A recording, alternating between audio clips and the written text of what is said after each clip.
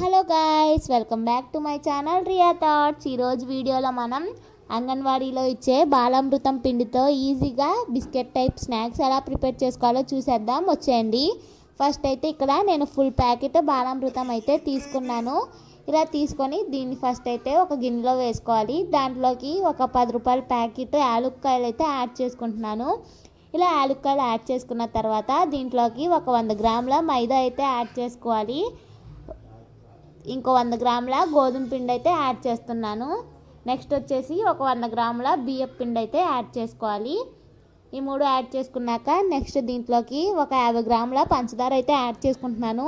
మీకు షుగర్ తక్కువ కావాలి అనుకుంటే మీరు ఇక్కడ పంచదార అయితే స్కిప్ చేయొచ్చు. ఇవన్నీ యాడ్ చేసుకున్న తర్వాత దీంట్లోకి మనం ఫస్టే కట్ చేసి పెట్టుకున్న కొబ్బరి ముక్కలు అయితే యాడ్ చేసుకోవాలి. ఈ బిస్కెట్స్లో అక్కడక్కడ కొబ్బరి అనేది తగులుతూ ఉంటే టేస్ట్ బాగుంటుంది. లేదు అనుకుంటే మీరు కొబ్బరి అయితే స్కిప్ చేసేయండి. ఇలా వేసుకున్నాక ఈ మొత్తం పిండి మొత్తం కలిసేలాగా ఒకసారి చేత్తో అయితే మొత్తాన్ని కలిపేసుకోవాలి. ఇలా కలుపుకున్న తర్వాత దీంట్లోకి కాచి చల్లార్చిన వాటర్ అయితే యాడ్ చేసుకొని ఈ పిండి మొత్తాన్ని అయితే ముద్దలా చేసుకోవాలి. మరీ ఎక్కువగా పలుచగా చేసుకోకూడదు.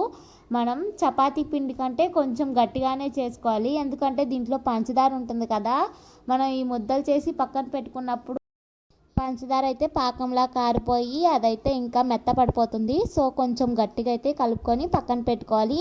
ఇలా పక్కన పెట్టుకున్నాక మనం ఒక ముద్దనైతే తీసుకొని ఇలా చపాతీలా అయితే చేత్తో వాటర్ రాసుకొని చేతికి కొంచెం ఇలా చపాతీలా స్ప్రెడ్ చేసుకోవాలి.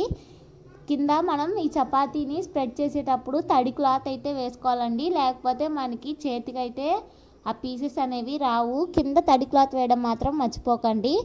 ఇలా వేసిన తర్వాత మనకి ఏ షేపులు కావాలంటే ఆ షేప్లో అయితే ఈ చపాతీని కట్ చేసుకోవాలి.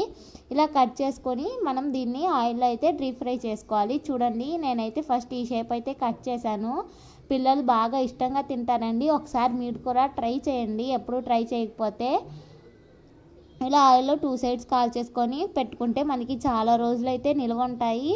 పిల్లలు కూడా బాగా ఇష్టంగా తింటారు. బయట ఫుడ్స్ కంటే ఇవైతే చాలా బెస్ట్ నాకు తెలిసినంత వరకు. ఒకసారి అయితే మీరు కూడా ట్రై చేసేయండి.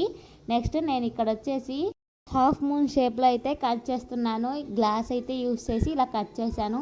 మీరు కూడా ఇలాగే కొత్త కొత్త షేప్లు అయితే ట్రై చేయండి. పిల్లలు కూడా చూడడానికి డిఫరెంట్గా ఉందని చెప్పి తినడానికి అయితే ఇష్టపడతారు.